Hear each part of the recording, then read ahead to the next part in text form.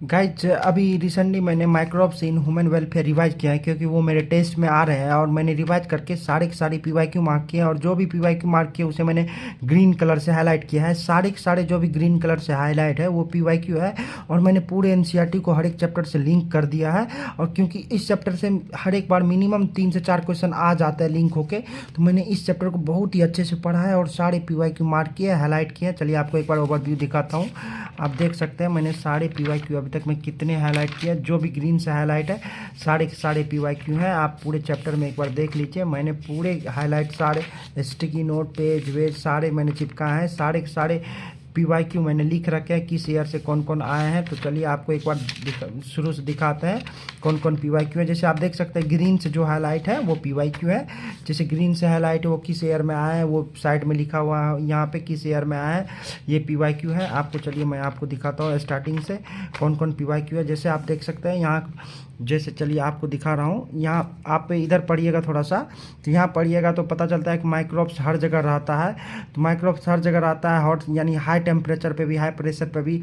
तो हमारे सिलेबस में एक एग्जांपल है, क्या कहते हैं, एक्सट्रीम कंडीशन में जो बैक्टीरिया रहता है उसे हम आर्की बैक्टीरिया कहते हैं। मैंने यहाँ पे इसको लिंक करके लिख रखा है। आर्की बैक्टीरिया 3 प्रकार के होता है, क्या कहता है, थर्मोएसिडोफिलस, मिथेनोजन्स और हेलोफाइल। क्योंकि यहाँ पे इसलिए मैंने लिंक कर दिया है कि इस चैप्टर को रिवाइज करूँगा तो ये टॉपिक भी रिवाइज हो जाएगा मेरे, क्या कहते हैं, इस चैप्टर को रिवाइज करूँगा तो ये बायोलॉजिकल क्लासिफिकेशन ये टॉपिक भी रिवाइज हो जाएगा, इसलिए लिंक कर दिया। जैसे आगे देखिए यहाँ देखिएगा, आप बोल रहा है microbes are diverse protozoans bacteria fungi microscopic animal plant virus viroid prions are the proteinaceous infolding. तो देखिए यहाँ पे प्रियॉन्स के बारे में लिखा गया है, प्रियॉन्स के बारे में दिया है। आप देख सकते हैं यहाँ पे प्रियॉन्स के बारे में दिया है, तो मैंने प्रियॉन्स के बारे में लिख रखा है। यहाँ पे देखिएगा प्रियॉन्स के बारे में लिख रहा है। प्रियॉन्स क्या होता है, abnormal fold of the protein, यानी प्रोटीनियस इन्फेक्शियस एजेंट होता है। Cause neurological disorder, biological classification में ये सब दिया है। Cause mad cow disease in cattle and which is analogous to the, क्या कहते हैं, यानी variant cross CR Jakob disease, या इसके एनालॉगस होता है। मैंने सारे प्रियॉन्स के सारे पॉइंट यहाँ लिख रखे हैं। जब भी मैं इसे रिवाइज करूँगा तो ये पॉइंट रिवाइज हो जाएगा। और ये सारे पॉइंट पीवाईक्यू है क्योंकि ग्रीन से हाईलाइट है, आप देख सकते हैं। चलिए मैं आपको आगे दिखाता हूँ। आगे ये रहा सेल वाल के बारे में बताया गया यहाँ पे। क्या कहता है, ये बैक्टीरिया के सेल वाल फंगी का सेल वाल काइटिन से बना रहता है। और यानी किसको हम नेकेड आई से देख सकते हैं, किसको नहीं देख सकता है। जनरली माइक्रो ऑर्गेनिज्म को नहीं देख सकता है।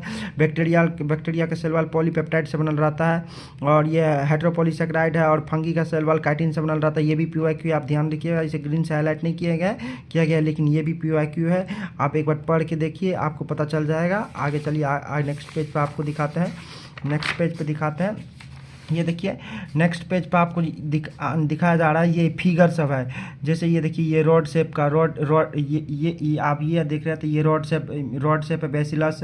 ये हो गया नीचे, ये क्या कहता है, ये रॉड शेप है बेसिलस। ये क्या, इसे आप क्या बोलिएगा, ये भी रॉड शेप ही है, आप बोलिएगा। ये रॉड शेप बैक्टीरिया, ये भी रॉड शेप ही है। ये पूरा अच्छे से दिखाया गया। ये एस्पेरिकल कोकस बैक्टीरिया है, एस्पेरिकल कोकस है। सी में क्या, फ्लैजिला, इस रॉड शेप में, यहाँ पे फ्लैजिला है, इस रॉड शेप में फ्लैजिला है, थोड़ा ध्यान रखिएगा। और यहाँ से भी पीवाईक्यू बहुत बार आ गया है। देखिए ये, इसे बैक्टीरियोफेज बोलते हैं, वैसा बैक्टीरिया जो बैक्टीरिया पे फीड करता है, क्या कहते हैं, बैक्टीरियोफेज बोलते हैं। इसके बाद इसी से रेस्ट्रिक्शन एंजाइम सबसे पहले निकला था। और ये एडिनोवायरस है, ये एडिनोवायरस है। उसके बाद ये देखिएगा तो ये TMB मोजैक वायरस है, TMB मोजैक वायरस है, रॉड शेप्ड होता है। ये भी TMB tobacco mosaic virus rod shaped होता है। और रेट्रोवायरस RNA जेनेटिक मटेरियल इसके पास भी होता है। आगे चलिए, आपको आगे देखिए, ये रहा colony of bacteria grow in petri dish, और ये ग्रोइंग इन न्यूट्रिटिव मीडियम में। और ये फंगल कॉलोनी है, ये कॉलोनी फिगर भी आ सकता है, ये फंगल कॉलोनी है। वार्म ह्यूमिड क्लाइमेट कंडीशन में ये फंगी ग्रो करता है। आगे चलिए आपको और दिखाते हैं। ये देखिए, ये पीवाईक्यू मैंने हाईलाइट करके रखा है, अच्छे से हाईलाइट करके रखा है। क्या, मिल्क से कर्ड में जब कन्वर्ट होता है, किसके वजह से, लैक्टोबैसिलस की मदद से। मिल्क से जब कर्ड में कन्वर्ट होता है तो विटामिन B12 का वैल्यू इंक्रीज कर जाता है। और विटामिन B12 का वैल्यू इंक्रीज करता है, increase nutritional value of curd by increasing vitamin B12 का वैल्यू इंक्रीज कर जाता है, जिसे जो एब्जॉर्ब, यानी जो कैस्ट्रल इंटेंसिव फैक्टर के द्वारा एब्जॉर्ब होता है और हमारे क्या कहते हैं ब्लड फॉर्मेशन में मदद करता है विटामिन B12। B12 या एरिथ्रोपोइसिस में मदद करता है। ये इंपॉर्टेंट है, ये सारे के सारे PYQ है, इसलिए मैंने ग्रीन से हाईलाइट कर दिया है। और ये डिजीज सब बैक्टीरिया वायरस के द्वारा जो कौन डिजीज होता है, क्या क्या डिजीज एनिमल प्लांट में, वो सब यहाँ पे लिखा गया, आप एक बार पढ़िएगा तो पता चलेगा। और हाउस होल्ड वर्क में देखिएगा, ये देखिए लैक्टोबैसिलस यानी lactic acid bacteria. Lactic acid bacteria ये ग्रुप ऑफ बैक्टीरिया है, इसमें बहुत सारे लैक्टोबैसिलस वाले बैक्टीरिया आते हैं। देखिए लैब बैक्टीरिया एसिड यानी एसिड क्या क्या कोगुलेट कर देता है, यानी मिल्क प्रोटीन जो होता है उसे पार्सली डाइजेस्ट कर देता है। देखिए आपको एक पता होगा दही क्यों इजीली हम पचा लेते हैं, क्योंकि वह उसमें जो प्रोटीन होता है वो पहले से पार्सली डाइजेस्ट आता है, इसलिए इजी से डाइजेस्ट कर लेते हैं। देखिए यहाँ से PYQ आ चुका है, on converting milk into curd which also improve the nutritional quantity by increasing vitamin B12। ये PYQ है, ये देखिए मैंने यहाँ साइड में लिख रखा है, ग्रीन से हाईलाइट करके रखा है, ये PYQ आप देख सकते हैं, ग्रीन से हाईलाइट है। आप नीचे चलिएगा तो lab play very beneficial role in checking disease causing microbes.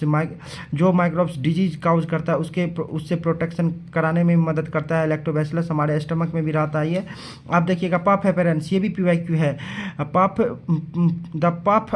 Puff up appearance of a dough is due to the production of CO2। ये भी PYQ है, आप इसे ध्यान रखें, ग्रीन से हाईलाइट नहीं है लेकिन ये PYQ है। आप देखिए उसके बाद देखिए dough which is use making bread, dough which is bread making में fermented using baker yeast Saccharomyces cerevisiae. यानी ब्रेड बनाने में कौन सा यूज होता है, ये सैक्रोमाइसिस सेरेवेसी यूज होता है। ये भी PYQ आप याद रखिए। नीचे देखिएगा टोडी ट्रेडिशनल ड्रिंक है साउथ इंडिया का, में फर्मेंटेड सैप से बनता है, पाम प्लांट के सैप से, स्टेटमेंट में आ सकता है, इसे याद रखिए।